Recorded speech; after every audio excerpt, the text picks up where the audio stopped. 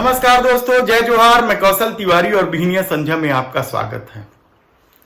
ED को लेकर केंद्र सरकार बुरी तरीके से घिरी हुई है। उसके पास कोई चारा भी नहीं है कि वह ईडी का दबाव डालकर सत्ता को, राजनीति को अपने अनुकूल करने के। तब सवाल यह है कि क्या छत्तीसगढ़ के कमोबेश हर डिपार्टमेंट में छापे की कार्रवाई क्या उस दबाव की राजनीति है कि भूपेश बघेल या तो जेल चले जाए या फिर हमसे मेल कर ले। लेकिन भूपेश बघेल के तेवर कुछ और ही कह रहे हैं।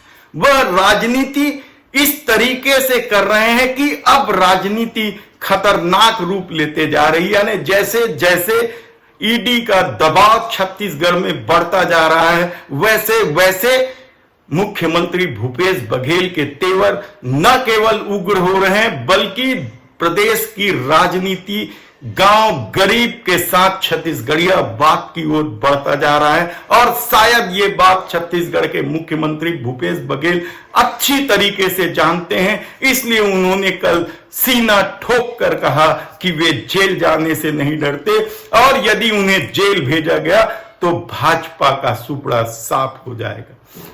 बिल्कुल मुद्दाबिन हो गई है और ये हार अपना स्वीकार कर लिए हैं। और इसके भारतीय जनता पार्टी के दो मजबूत प्रकोष्ठ है, ईडी, आईटी, उसके माध्यम से लड़ाई लड़ रहे हैं। और जिस प्रकार से अभी आप लोग बहुत बोल रहे थे ना, पाटन में विजय बघेल लड़ेगा, तो जो 23 तारीख कार्रवाई हुई और अभी जिस प्रकार से ईडी कार्यालय से पाटन क्षेत्र के कार्यकर्ताओं के बीच में फोन जा रहा है, उससे स्पष्ट हो गया है कि ईडी, आईटी ही पाटन में लड़ेगी। और न केवल पाटन में बल्कि पूरे छत्तीसगढ़ में ईडी, आईटी ही चुनाव लड़ रही है। छत्तीसगढ़ की राजनीति का यह भयावह सच। इस दौर में इससे पहले कितने ही नेताओं ने छत्तीसगढ़ियावाद का नारा लगाया था। छत्तीसगढ़, छत्तीसगढ़ी और छत्तीसगढ़ियावाद को लेकर हमेशा ही छत्तीसगढ़ की राजनीति विभाजित दिखती रही या हो जाती थी। लेकिन यहां के लोगों ने जियो और जीने दो की संस्कृति को आत्मसात किया हुआ है। लेकिन जिस तरीके से अब यह सवाल गली गली में गूंजने लगा है कि दो गुजराती छत्तीसगढ़ियों को परेशान कर रहे हैं, वह भी कम चौंकाने वाला नहीं है। तो क्या आने वाले दिनों में, यानी इस साल के अंत में जब छत्तीसगढ़ में विधानसभा के चुनाव है, तो राजनीति इस तरीके से बढ़ जाएगी? भूपेश बघेल क्या इस तरीके से हमलावर हो जाएंगे कि भारतीय जनता पार्टी के पास कोई ठिकाना नहीं बचेगा? ऐसे कितने ही सवाल आप कर सकते हैं। लेकिन कल कांग्रेस ने जबरदस्त ढंग से ईडी कार्यालय के पास धरना दिया, प्रदर्शन किया, ज्ञापन दिया और रमन सरकार के 15 साल के कार्यकाल के घोटालों की फेहरिस्त थमाते हुए कहा कि हिम्मत है तो इस पे जांच करें। लेकिन इस दौर में देखा गया है कि हिम्मत ईडी की नहीं है। वह तो वही काम करती है जो केंद्र की सरकार या मोदी शाह करते हैं। इसलिए शायद यह बात उठ रही है कि दो गुजराती छत्तीसगढ़ के छत्तीसगढ़ियों के साथ खेल खेल रहे हैं।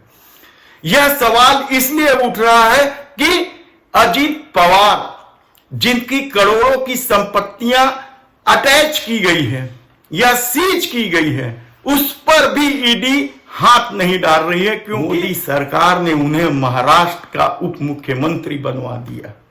यानी आप सोचिए कि किस तरीके से पूरे देश में नैरेटिव सेट हो रहा है, या जिस तरीके से इस देश में माहौल बन रहा है, वह क्या आने वाले दिनों में भारतीय जनता पार्टी की राजनीति को ही समाप्त कर देगी?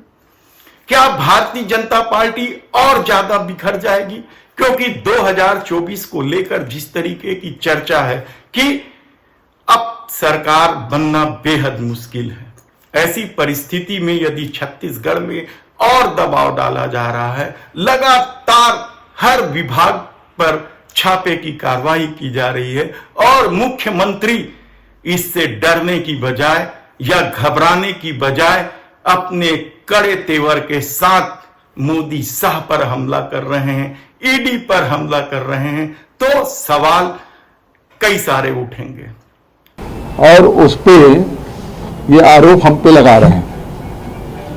जबकि इनका जो ऑफिस है वो बड़े बड़े शहरों में है, बड़े बड़े प्रदेशों में है, वहां कोई कार्रवाई नहीं। हम लोग कार्रवाई कर रहे हैं तो हमको बोल रहे हैं क्या? हम ही लोग उसमें इन्वॉल्व हैं। यदि हम लोग इन्वॉल्व होते तो 1.5 साल से कार्रवाई कर रहे होते क्या? सैकड़ों लोग गिरफ्तार किए होते क्या?